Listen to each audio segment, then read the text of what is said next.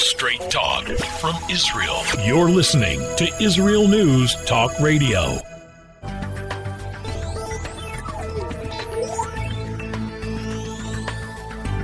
Welcome to the Science of Kabbalah with your hosts, Rabbi Yitzchak Michelson and William Hall, here on Israel News Talk Radio. Welcome, everyone, to another episode of the Science of Kabbalah here on Israel News Talk Radio. This is Rabbi Yitzchak. This is William Hall. Good morning, brother. Good evening and good night. Good evening. Yeah, no joking, though. It's we're in what's called Bein HaMetzarim, between the straits.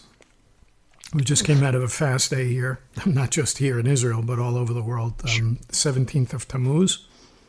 That begins the period of the 3 weeks leading up to Tish B'Av, where, many things happen, including the destruction of the temples, both the first and second temple.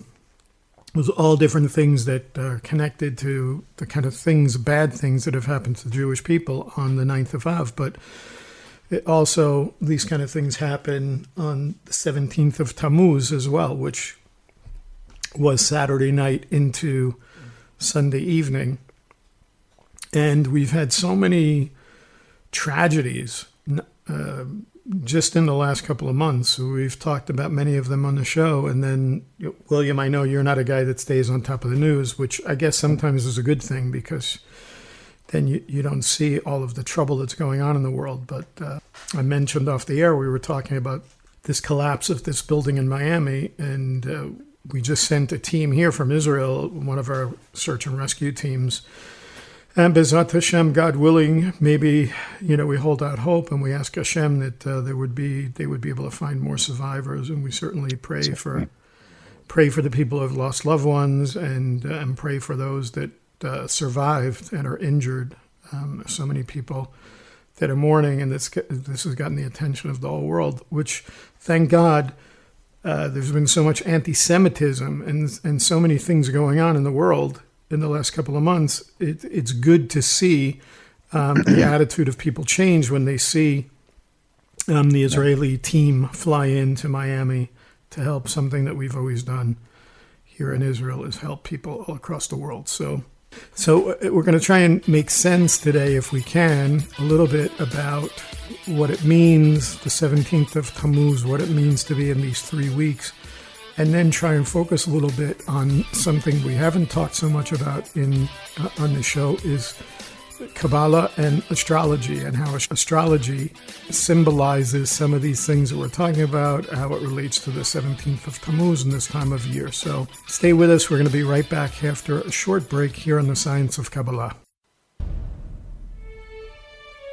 Israel is located in one of the most volatile areas in the world. Israel is an island of stability in a sea of war and unrest. In the midst of this turmoil, Israel stands out as a beacon of order and human progress.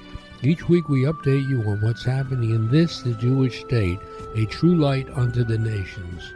This is Jay Shapiro. Join me every Thursday on Israel News Talk Radio.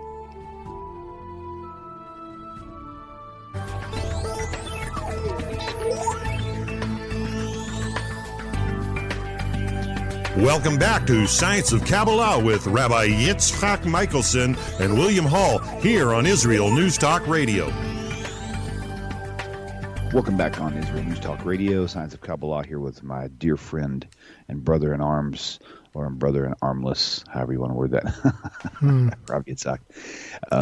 This whole thing about the Miami, like you said, I don't really watch the news, so I didn't really hear anything about it. But based on what you mentioned, it is going to be a really great opportunity for the people in the States to see what, how Israel really is, And that whole idea of seeing what they do in the past, how they cover up good news and only exploit the bad news. I hate to say it, but it wouldn't surprise me if that got covered up too. Yeah, so of course, we could do an entire show on the idea of how all the conspiracy theories are starting now. And we did some shows about that last year in the midst of COVID, and even had an expert on the show talking about that.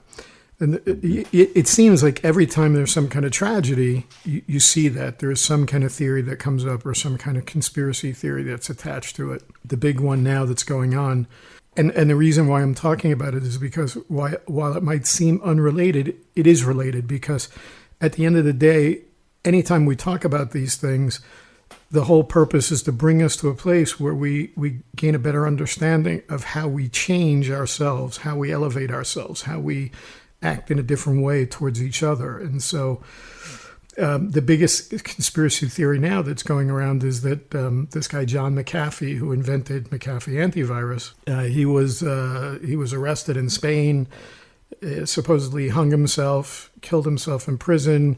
And so now everybody's saying that there was a tweet that came out a couple of years ago where he said something about if anything happens to me, there's a 31 terabyte drive in my apartment on Collins Avenue on this street. And of course, there were many different buildings on Collins Avenue in that street. There's different corners. There's 4 different corners. So it doesn't necessarily mean it's that building. But the point is that people are now trying to come up with all kinds of ideas rather than just seeing for what it is. You know, when we talk about conspiracy theories, everybody has them. We know that. I could say on the other hand, that why are we not looking at the fact that that particular area, Surfside, the little town is called Surfside, has one of the largest concentrations of Orthodox Jews in that area in Miami. So you could say not that it's not necessarily about who, but I could say it could be about where. Why did it happen in that area? Why is it happening in an area where there is a concentration of observant Jews, especially when we're talking about the level of anti-Semitism that we've seen rising in the world? Mm-hmm. Right. Evidently, my understanding is that the reason why, of course, Israel, we always try to send teams anywhere in the world. We've sent them to Haiti when there have been terrible tragedies there and earthquakes and things like that across the world. But it's my understanding, in addition to the fact that we always help, there were people there on the ground that actually begged the authorities to have the Israelis come in. That's how well respected these teams are. So nice. So, I mentioned that, we're talking about this idea of tragedy. This really, the whole period of time that we're talking about relating to the 17th of Tammuz and coming into this time of the 3 weeks of what we call Bein HaMetzarim. So we see that this happens 40 days after Shavuot. And we can go all the way back. And one of the main things that we see that happened on this date is actually believed that this is when Moshe had been on Har Sinai and came down as a result of the Egel Zahav, of the golden calf, and broke the first set of tablets, broke the first set of luchot. It happened on this particular time, and we look at that based on Exodus chapter 32, verse 19, and the Mishnah talks about this. The Mishnah in Tanit 28b supports this whole idea of this taking place. And the Mishnah actually talks about 5 calamities that occurred at this time on the 17th of Tammuz. And it says that the Gemara asks, from where do we derive that the tablets were broken on this day? As it's taught in the Braita, on the 6th of the month of Sivan, the 10 commandments were given to the Jewish people. And Rabbi Yosei says it was on the 7th of that month. The Gemara comments, according to the one who said that they were given on the 6th of Sivan, they were given on the 6th, and on the 7th, Moshe ascended to Har Sinai, to Mount Sinai. So we see that. There were other things that happened. It talks about the fact that the walls were breached of Jerusalem when the Romans were attacking. We have a situation where one of the military leaders, Apostomus, actually burned a Sefer Torah scroll. We know that an idol was erected in the temple. All of these things happened around this time, from the 17th of Tammuz, then leading up to the Tish B'Av, the 9th of Av, where we see the destruction of the temples. So we see all of these calamitous things that happened on the 17th of Tammuz. And as we get through this time, maybe in a future show, we'll talk a little bit more about Av, Tish B'Av, and what that means. And it's been especially a sad time for me because I actually just had the unveiling of, for my mother, an unveiling in Judaism is when you unveil the headstone, the marker, what we call the matzeva in Hebrew, which comes from the idea of, in Breshit, in Genesis, when Yaakov buries Rachel, it says that he puts a matzeva, he puts a marker there. So it's a traditional thing that's happened in Judaism that usually sometime around 11 months after somebody passes, before the year period, you have the unveiling of the stone. So we had that ceremony yesterday for my mother on the 17th of Tammuz. So it was an especially sad time for me, in talking about calamities. You know what it's like to lose a parent. So, Yep.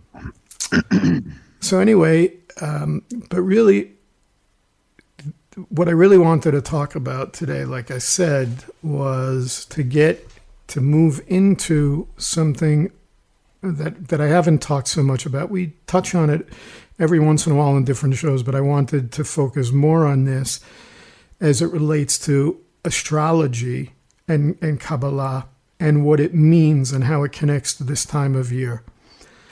We know that Shlomo HaMelech, that King Solomon, said that there's nothing new under the sun. But he didn't say anything about if there was anything above the sun. It's interesting if you think about that, right? That's interesting, yeah. Right. The sun, we know, represents nature in a way, and in the physicality of the world. We know that the sun rises every morning, and we know that the sun doesn't change like the moon.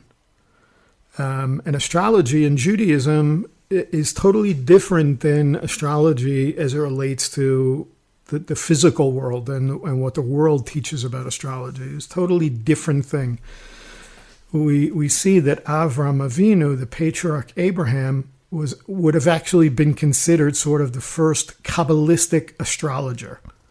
Think about it, about 3,800 years ago, we attribute one of the main works of Kabbalah, the Sefer Yetzirah, the Book of Formation, we attribute that to Abraham, having been written by him. And we know that within that work, within Sefer Yetzirah, we have all the secrets of the universe, including information and knowledge about astrology and cosmology, about the universe. And so when we sort of delve into this idea of astrology as it relates to Kabbalah, right away we have to notice, like I said, that there's a significant difference between it and conventional astrology. Because when you talk about astrology as it relates to Kabbalah, we use different calendars. So for instance, when you see the typical astrologer today, or people that are into astrology, they base their understanding of the zodiac and the signs, it's totally based on the solar or Gregorian calendar. Whereas astrology as it relates to Kabbalah uses the Hebrew calendar, of course, which takes into account the positions of both the sun and the moon, not just the sun. Each month we have the ability to take control over the astrological influences of the month. At least that's what we're taught in a Kabbalistic way. So if we go back to what I said about King Solomon saying that there is nothing new under the sun, how about above the sun? And that's what we're talking about. We're talking about the fact that, as Jewish people, and those people that are trying to get close to Hashem, we have this ability to rise above, to sort of rise above physicality, to rise above nature, to rise above this symbol of the sun, and we're able to rise above our own nature and sort of change not only the way we see things, but sort of we can even change things around us, even to bring additional what we call shefa, to bring additional flow, to bring additional light down, and even with the possibility of seeing miracles in our lives. So this is really why I wanted to really focus on this today. And we're going to have to go to a break here because we only have a few seconds back. So when we come back, we're going to talk about this. We're going to talk about how that there are connections to the different tribes, there are connections to the zodiac signs, as well as different qualities or attributes related to these signs and to the different months of the year.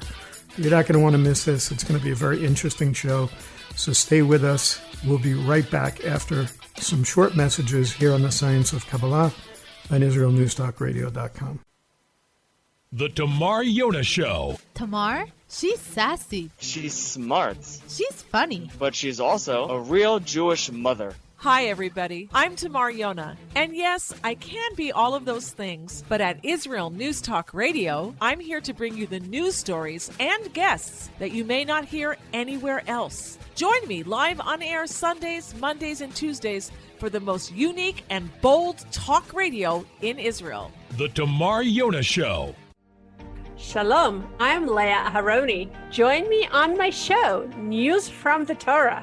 Each Sunday, we'll use the weekly Torah portion as a prism for understanding the news today. Listen to News from the Torah to gain clarity about the times we're living in and to understand your own spiritual path in the process. News from the Torah every Sunday on Israel News Talk Radio.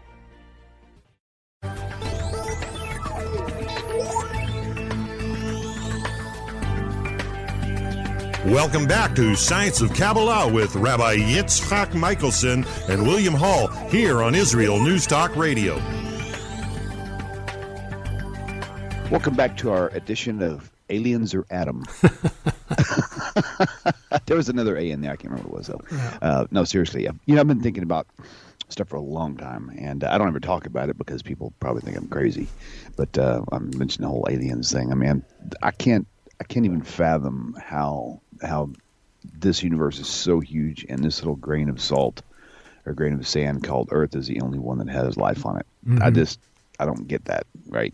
But it's taboo to talk about stuff like that, of course, But in the same regard, there's a lot of things Kabbalistic, like we've always said before on the other show. This ain't Madonna's Kabbalah, right? Right. That's not Madonna's Kabbalah. So there's so many things that just can only make sense to me if, authentic Kabbalah is actually real, and not the things that it teaches. It's like the only way you can explain certain things. So it's always had my ear leaned in towards it to begin with. And so today's show is going to be pretty interesting for sure. Yeah, so look, I mean, when we're talking about the universe and we're talking about the creator of the universe, you can't look at the vastness of the universe and somehow ignore the fact that there are stars and there are constellations. In the same way that we say the sun doesn't change, we know that there's a North Star. We know that there are these different, the Big Dipper, the Little Dipper, and you're always going to see them. So to somehow ignore that and to think that these kind of things like astrology somehow were invented by other people. It's like when we look back and we say, oh, isn't it interesting that Ramban, Nachmanides, was talking about certain things maybe 800 or 1,000 years ago, and then modern physicists come here in the 1970s and come up with something that Chazal, that the sages of Judaism were talking about 800 years ago. Right. So it's the same kind of thing. If we're saying that we're attributing to Abraham this idea of the Sefer Yetzirah, and I know there are people that dispute that, but regardless, the idea is we do know in that work that we have all the secrets of the universe in it. So I had mentioned that we were talking about zodiac signs and things like that. So during the month of Tammuz, there's different connections to each one of the zodiac signs. So the zodiac sign for Tammuz is Cancer, which is a water sign which is connected to the crab. That's the symbol, is the crab. And then there are different celestial bodies that are connected Kabbalistically. We talked about this on one show where we connected some of the planets to different attributes, if you remember that, where the Gemara talks about that. So we see that, for instance, the Sun, the Moon, Mercury, Venus, Jupiter, Saturn, and Mars are all these celestial bodies that kind of have a connection here.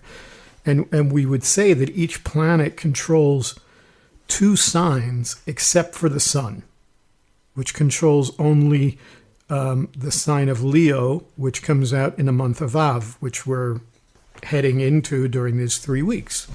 And the Moon, which only controls Cancer. So isn't it interesting that when we're talking about astrology and the fact that our astrology differs, like in authentic Kabbalah, that the only 2 celestial bodies that control only one sign is both the Sun and the Moon. So for instance, Mars controls Aries, which is a fire sign, and Scorpio, which is water. Venus controls Taurus, which is earth sign, and Libra, which is air. And Mercury controls Gemini, which is an air sign, and Virgo, which is an earth sign. And then Jupiter controls Sagittarius, which is a fire sign, and Pisces, which I am, a water sign. And then Saturn controls Capricorn, which is an earth sign, and Aquarius, which is an air sign. Now we get back. We said the Moon controls Cancer, and only Cancer, which is a water sign, and the Sun controls Leo, which is a fire sign.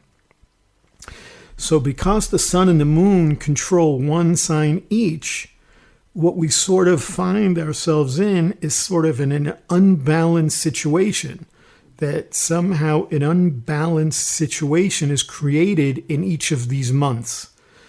So what are we saying is that there's an unbalanced situation that's created in the month of Tammuz and in the month of Av.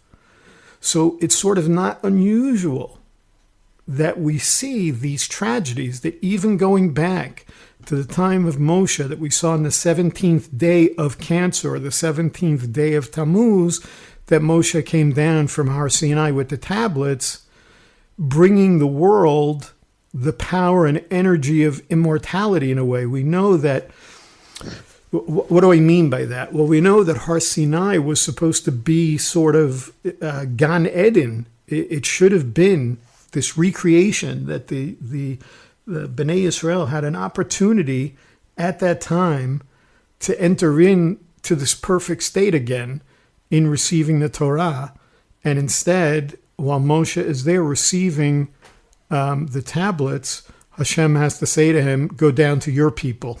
And of course, we know, we've talked about that the reason that Hashem calls them Moshe's people is because he's identifying the Erev Rav, those that came out with the people. Right. It seems like that the whole point, and I think we mentioned this then, I guess in my vision of what happened then with the Erev Rav, Moshe they wanted to come along and, enjoy the barbecue, and Moses was like, yeah, well, okay, well, whatever, just behave yourselves. Mm-hmm. God's like, I didn't tell you to bring them out. I told you to bring my people out. So the people you brought out here have corrupted themselves. Right. It's like, it reminds me so much of, the parents' situation with their kids. So, well, you know what your son just did? Exactly. He's not my son now, is he? Yeah, and think about that. And what we've been talking about on the show for the last several months is this idea that we've sort of been put in our room.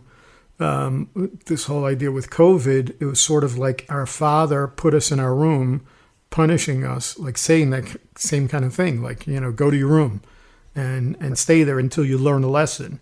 And my question is, have we learned the lesson? Which is why we keep talking about these things on this show.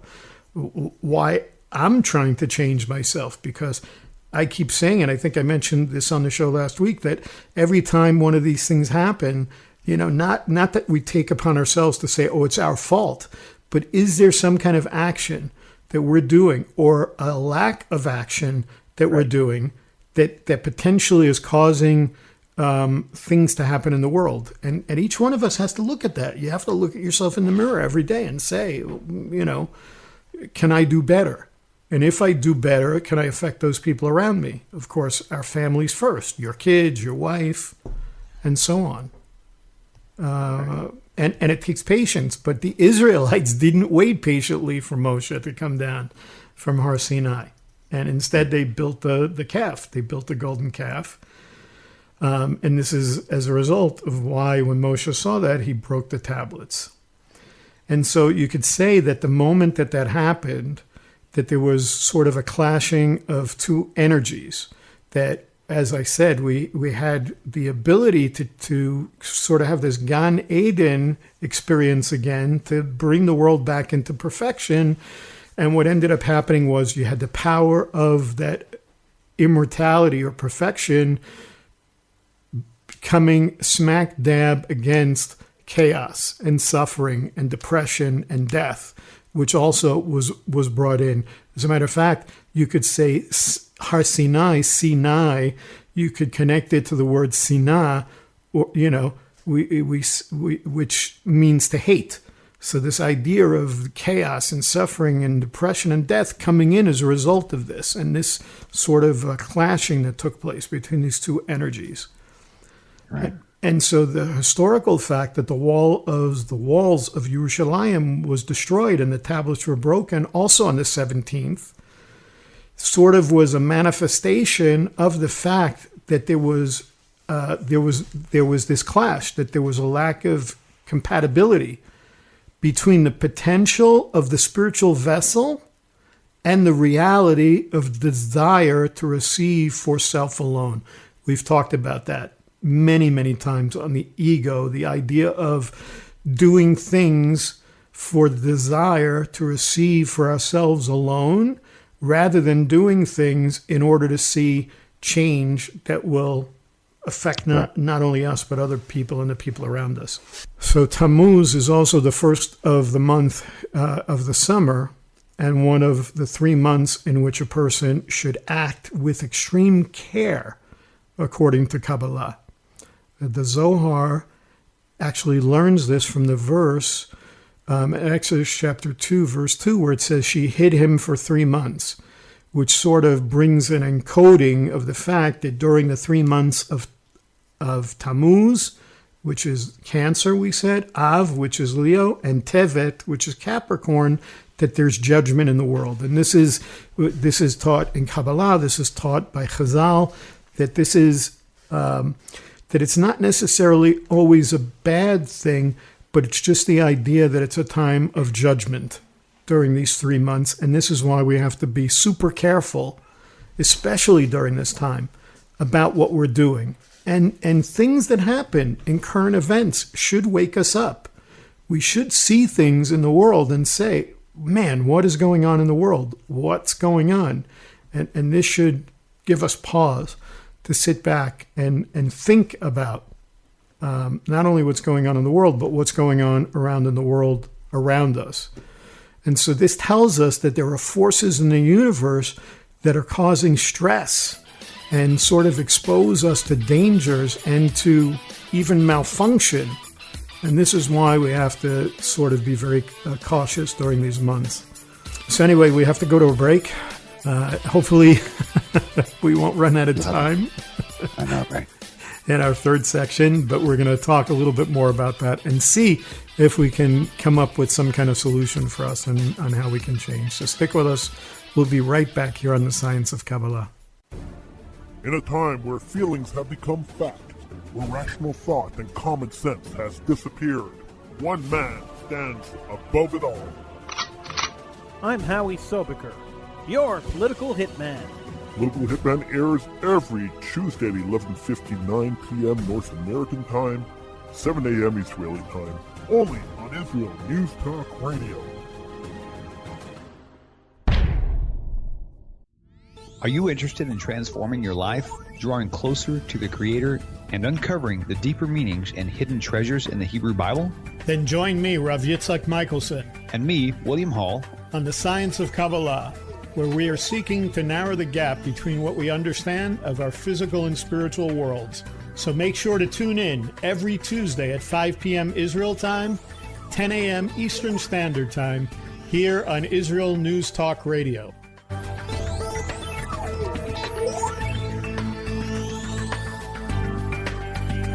Welcome back to Science of Kabbalah with Rabbi Yitzhak Michelson and William Hall here on Israel News Talk Radio. Welcome back, everyone, to the Science of Kabbalah. It's been very interesting, William, talking about these things. Indeed. So anyway, getting back into this idea of the sign of Cancer related to Tammuz. So according to the teachings of Kabbalah, the zodiac is divided into 4 seasons, corresponding actually to the Tetragrammaton, to the Yud Kei Vav Kei, to the 4-letter name of Hashem. And they say that the first letter, the first Yud, represents the spring, which is Nisan, which is Aries, the month of Iyar, which is Taurus, Sivan, which is Gemini, and connected to the element of fire. And then the second letter, which is the first Hey in Yud Kei Vav Kei, represents the summer, which is Tammuz, the sign of Cancer, Av, the sign of Leo, Elul, which is Virgo, and connected to the element of water. And we said that this symbol for this is the crab. And so think about it. The crab has a hard shell around it. So it's taught that people that are born in this month sort of build a wall around themselves, thinking that they're not going to get hurt. And the point that I want to make is that it's not just about people that are born during this month, that this idea that we're talking about affects all of us. Not just, it may be more so for a person that's born in this month or in this time, but it affects all of us. Another sign of that imbalance that exists in sort of people of this sign can be found in the crab related to this. Why? Have you ever seen a crab walk on the beach, William? Yes. Which direction do they go? Backwards, right? No, they actually never walk straight. They only move to the side. Oh, that's right. I knew they weren't walking forward, though. Yeah. They only walk to the left or to the right.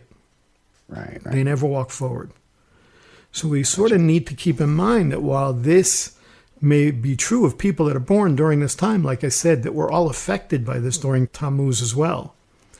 So you might say that a person that's born under the sign of Cancer has an inclination sort of to be polarized, that they look at the world while they're looking for absolute truth, sort of seeing things as black and white, and the world is not black and white. Because like the crab, people under the sign and people who are affected by this sign are hard on the outside, but they can be very soft and sensitive on the inside. Right. And that because of that sensitivity, the people will invest a lot of energy in building a shell, in building a shield, in building sort of this armor against what they perceive as this imbalance that we're talking about. And the thing is that you can perceive that imbalance because we're all, at the end of the day, spiritual beings. We're not just physical beings. We're spiritual beings as well. We have a body, which is our physicality, but we have a holy soul. We have, nishamot. And that's the spiritual part of us. So when there's an imbalance in the world, when there's not this balance of both the physical and the spiritual, you'll see that. And what's the first thing that we do? We try to build an armor. We try and build a shell around ourselves to protect ourselves. This is more true during this time of the year than any other time of the year. And so you find that people like this can also be extremely honest and extremely decent people and extremely responsible people, but they can be also extremely emotional people. And so in order to achieve sort of this security of the physical, they will invest a lot of effort and time and hard work and loyalty to family values, and they're known as being very much aware of their physical appearance as well. This is why people that are born under the sign of Cancer and Leo and Virgo have a tremendous urge to share what needs to be expressed. But it has to be in balance, and that's the thing. So we said that Cancer is the first sign of the summer months, ruled by water. And so it's dominated by this idea of the element of water. And we see that the zodiac that has any element that repeats itself 3 times, that this is true of that sign. It's the only sign of the zodiac that has any element that repeats itself 3 times. First, it belongs to a group of signs that represent the element of water. Second, each of the 3 months of every season represents one of the 3 columns. When we're talking about spirituality, the right, Chesed being the positive side, the element of water. We have the left, which can be connected to the negative, represented by fire, and then the center, the middle column, which is the balance. So you have water, fire, and air. And we said Cancer is the first sign of summer, and it has that energy of water. So all of these give a picture of excessive dominance of the element of water, which symbolizes that emotion and sensitivity that I talked about before. And I said that in this month, we all come under the influence of that sign of Cancer, and we have a tendency ourselves to become over-emotional and over-reactive at this time. Going back to the Sefer Yetzirah, this book of formation, it not only teaches us about the universe and cosmology, but it teaches us that the 22 letters of the Hebrew alphabet are the building blocks of the universe, that they themselves represent spiritual frequencies which created our universe, that basically Hashem used each one of those Hebrew letters, and that's what he used. The same way it talks about him using the Torah, like basically looking into Torah and creating the universe. As it relates to letters, the sign of Cancer, believe it or not, and I say believe it or not, is dominated by the letter Chet, which according to the book of formation is not necessarily a positive sign. Why? Because the letter Chet has the same pronunciation as the word Chet, which means sin. Right. Right? Which kind of goes back to the idea of the sin of the golden calf, which was on the 17th of Tammuz. And the destruction of Jerusalem began on that date, 1,000 years later. So it's sort of interesting that the moon, which is the ruling planet of Cancer, has two visible colors. Remember I talked about people looking for absolute truth and only seeing black and white? So Here we go back to that. The moon, so to speak, is the ruling planet, and it has two visible colors, black and white. At least that's how we perceive it, with sort of a clear border between the two areas, exactly as people that are influenced under the sign perceive reality. The problem is that life usually has gray zones and gray areas. We search for absolute truth, and we know that the only absolute truth that we can find is in Hashem. Because in the physical world, there's always going to be gray zones, and there's always going to be relative truths. There's going to be compromises, and there's going to be, at the end of the day, when people are looking for absolute truth and justice, at least in the physical world, they end up becoming disappointed. So we look at the lunar cycle, the cycle of the moon, and it represents extreme emotional changes of ups and downs. We see the tides are changed by it. And so it's said that people that are affected under this sign also have those ups and downs, the low tide and the high tide, so to speak, related back to that idea of water again. We said that it's related to water. So what do we do now? How do we solve this? It turns out that within the problem of the sign of Cancer lies also the solution. And that is that we should not ignore the great qualities of sharing and sensitivity, that we should use those great qualities in order to transform judgment into mercy the way Hashem does. All of us during this month should use this sensitivity in order to feel the other person and to share with them warmth. This is really the way to escape that inner sensitivity and pain that we feel in the physical world. It's sort of this idea that when we transform our selfishness, that idea of only wanting to do things in order to receive for myself alone, we have to take to that selfishness. And when we transform it, that is when we connect to life, to real life, and to light. So like in any intellectual challenge, you need to do what is difficult and what's difficult in a situation when you're dealing with a challenge like this, it's like to focus on what the other people are feeling and how to be of service to them instead of focusing on how I feel. And what ends up happening is when people share in a spiritual way, then it doesn't become so draining and exhausting. It's only when you put yourself out in the physical. On the contrary, unconditional love and sharing is spiritually rewarding, since the challenge becomes a goal in and of itself. The light of the Creator gives and shares unconditionally. Hashem gives us love unconditionally. And when we share and love like Him, then we get closer to Him. And this is how we get a connection to the source of life. This is the most essential condition in order to connect to true fulfillment, to true spiritual fulfillment, to true happiness, and to real protection. Because at the end of the day, if we do not make an effort to love our neighbors as ourselves, then basically we're essentially choosing the Egel Zahav. We're choosing the golden calf. And in the same way, we cause our own walls to break down. The same way the walls of Yerushalayim were breached, we cause our own walls to break down and begin destruction in various aspects of our lives. So that's why I wanted to focus on this. I think it's very important that when you bring authentic truth to Kabbalah from astrology and tie all these things together, you can see that there's a way for us to change ourselves. So thank you, William, as always, for being with me. And thanks, everybody, for staying with us each week here on the Science of Kabbalah. I enjoyed it. We'll see you next week. Shalom. Where can you get the inside news on Israel? At Israel News Talk Radio, we're dedicated to sharing Israel's inside story with the world by providing our listeners with news on Israeli politics, current affairs, and Israeli Jewish culture.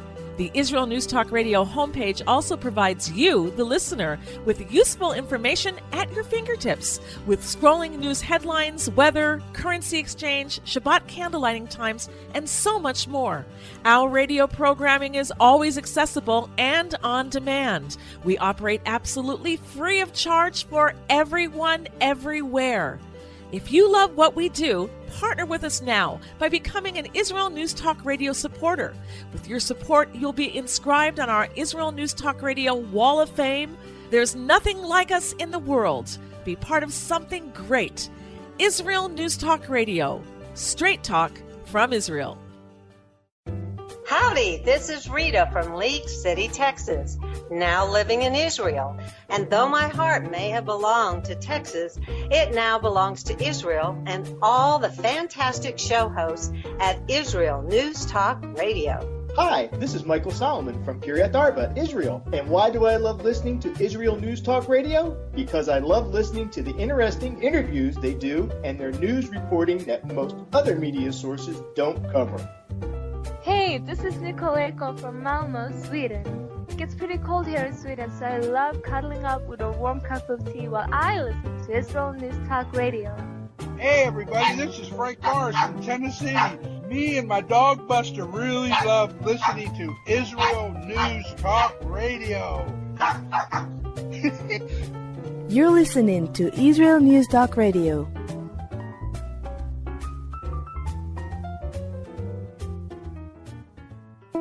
News, opinion, and more. You're listening to Israel News Talk Radio.